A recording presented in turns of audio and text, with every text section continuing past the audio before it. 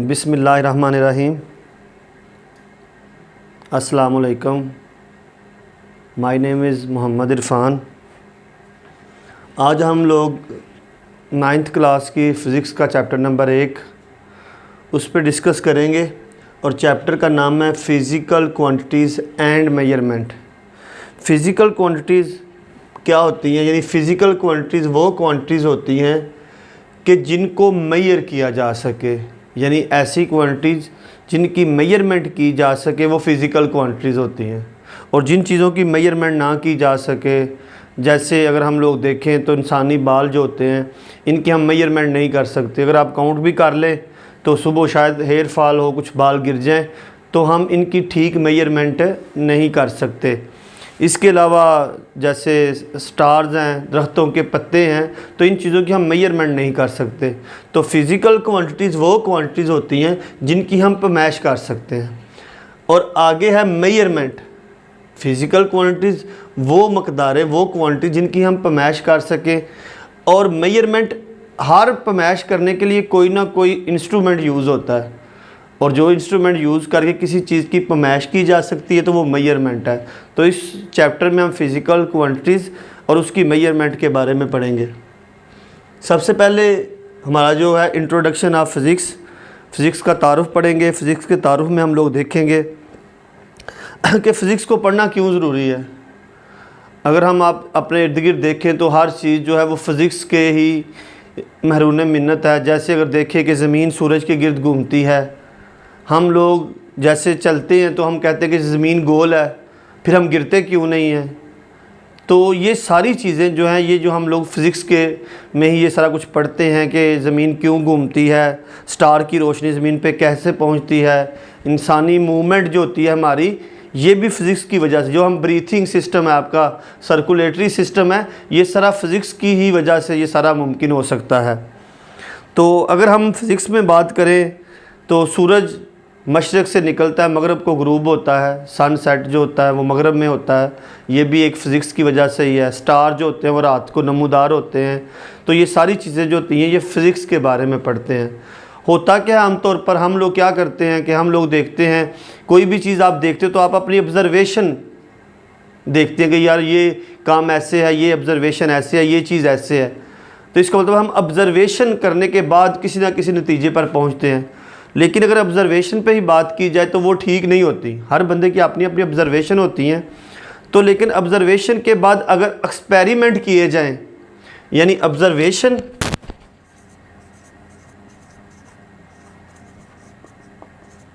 और इसके साथ प्लस हमने क्या करने हैं, एक्सपेरिमेंट।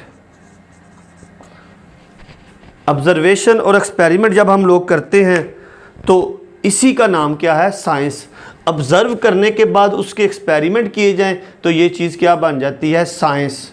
तो ये साइंस की तारीफ़ भी है कि ऑब्ज़र्वेशन और एक्सपेरिमेंट की मदद से जो चीज़ हासिल होती है वो साइंस कहलाती है। और आगे साइंस के ही मुख्तलिफ़ चीज़ें हैं, जिसमें हमारे पास सबसे पहले जो आ जाता है वो ये फ़िज़िक्स है, केमिस्ट्री है, बायोलॉजी है। इसके अलावा और भी बहुत सी इसकी शाखें हैं साइंस की, ठीक है। तो हमारा जो है वो हमने पढ़ना है फ़िज़िक्स के बारे में।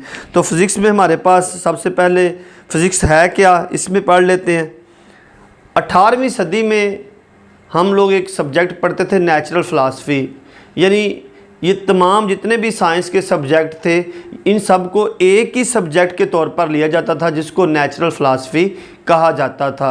उसके बाद जैसे जैसे साइंस ने तरक्की की तो सारे सब्जेक्ट जो थे वो अलग अलग हो के हमने उनको पढ़ना शुरू कर दिया। अगर हम लोग देखें तो 2 सब्जेक्ट जो होते हैं वो आमतौर पर हम लोग पढ़ते हैं। जैसे नंबर 1 है, एक होता है physical science,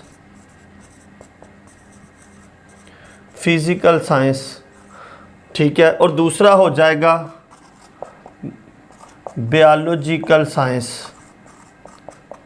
biological science, physical science और बायोलॉजिकल साइंस। अब हम जितनी भी नॉन लिविंग थिंग्स हैं, ठीक है, वो हम पढ़ते हैं फ़िज़िकल साइंस में, और जितनी भी लिविंग थिंग्स हैं वो हम किस में पढ़ते हैं, बायोलॉजिकल साइंस में, ठीक है। बायोलॉजिकल साइंस में जितनी भी लिविंग थिंग है इसका मुताला किया जाता है, क्योंकि हमारा जो आज का टॉपिक है वो फ़िज़िक्स पे है।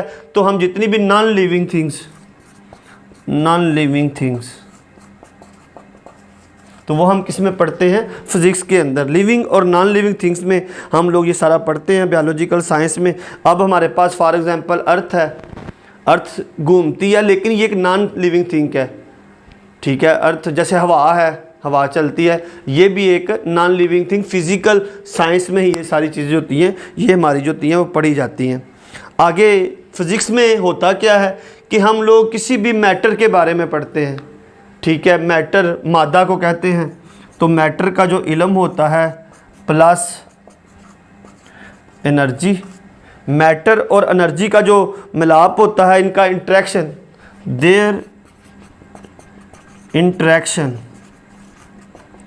यानी मैटर और एनर्जी का जो जब इनका इंट्रैक्शन होता है तो वो क्या बन जाता है, फिज़िक्स।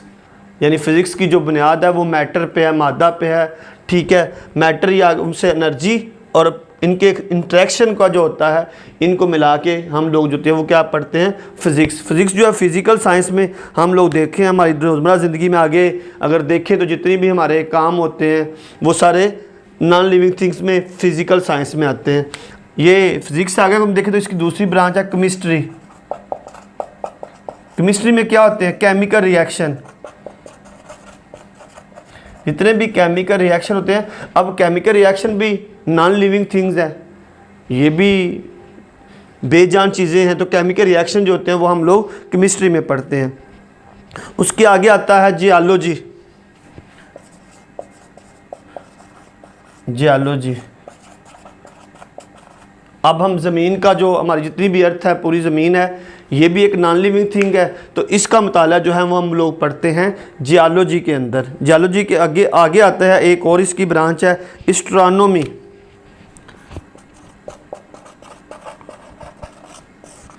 ठीक है, ये भी हमारी फ़िज़िकल साइंसेस में आता है।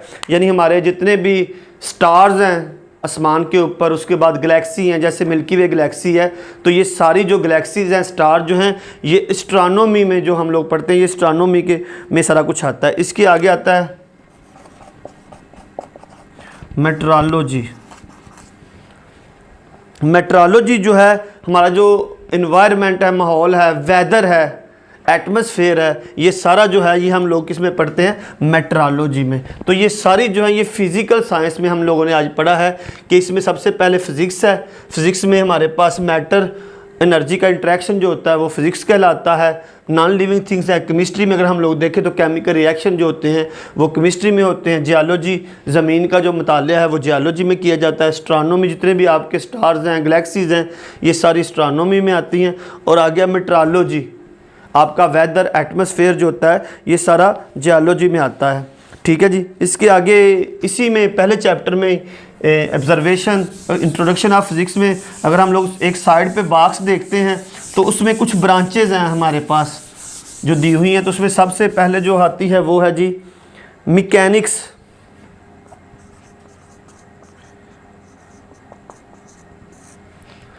मैकेनिक्स ये भी फ़िज़िक्स की एक ब्रांच है। ठीक है, इसमें होता क्या है कि अगर हम लोग देखते हैं कि एक गाड़ी है फॉर एग्ज़ाम्पल हमारे पास, ठीक है जी। अब गाड़ी पॉइंट ए पे खड़ी है, अब हम ये मूव करती है और ये कहाँ पे चली जाती है, पॉइंट बी पे। अब ये जो मोशन हुई है इस गाड़ी पे, ए से ये कहाँ पे गई है, पॉइंट बी पर। तो ये जो मोशन हुई है, अब जब ये मोशन करती है तो इसमें एनर्जी की भी ज़रूरत होती है। ठीक, ये कुछ डिस्प्लेसमेंट तय करती है। ठीक है, तो ये जो कार की मोशन हुई है पॉइंट ए से बी तक, तो ये किसकी मरहून मिन्नत है, ये मैकेनिक्स की वजह से हुई। तो हम कह सकते हैं कि मैकेनिक्स के अंदर हम लोग पढ़ते हैं मोशन ऑफ ऑब्जेक्ट। मैकेनिक्स कह सकते हैं हम ये जो है मोशन ऑफ ऑब्जेक्ट्स, यानी मुख्तलिफ़ चीज़ों की जो मोशन होती है किस वजह से होती है, उसकी काज क्या है, ये सारा कुछ हम किस में पढ़ते हैं, मैकेनिक्स के अंदर। आगे हमारे पास दूसरा है हीट, ये नंबर 1 है। नंबर 2 है जी हीट। हीट जो है ये बड़ी ही अहम है। ठीक है, हीट एनर्जी, जिसमें अगर हम लोग देखें तो अगर हम बॉयलर लें, बॉयलर में अगर हम बॉयलर के पानी को हीट दें तो पानी जो होता है वो उबलना शुरू हो जाता है, उसमें से स्टीम बनती है। तो आपने देखा भी होगा कि गाड़ियों के इंजन, पुराने रेलवे थे, बैरी जहाज़ थे, तो वो सारे जो थे वो स्टीम से चलते थे। अगर टाइटैनिक आप लोगों ने देखा होगा जहाज़ जो था, उस जहाज़ का जो इंजन था वो भी स्टीम से ही चलाया जाता था। पानी को बॉयल किया जाता, बॉयलर की मदद से उसको हीट दी जाती थी। तो हीट एनर्जी जो होती है, ठीक है, हीट के अंदर हम हीट एनर्जी जो भी रिएक्शन करती है, ठीक है, किसी भी हमारी रोज़मर्रा ज़िंदगी में जैसे भी इसके हम काम लेते हैं, ठीक है, स्टीम इंजन चलाए जाते हैं, ये सारा जो होगा वो हम हीट में पढ़ेंगे। उसके आगे आ गया साउंड।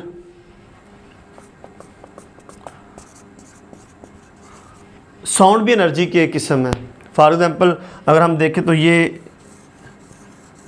साउंड है, यानी साउंड की वेव जो होती हैं, ऊपर क्रिस्ट है, नीचे टर्फ है, ठीक है, क्रिस्ट और टर्फ के मिलने से जो होती है वो एक वेव बनती है। अब साउंड वेव की सूरत में मूव करता है।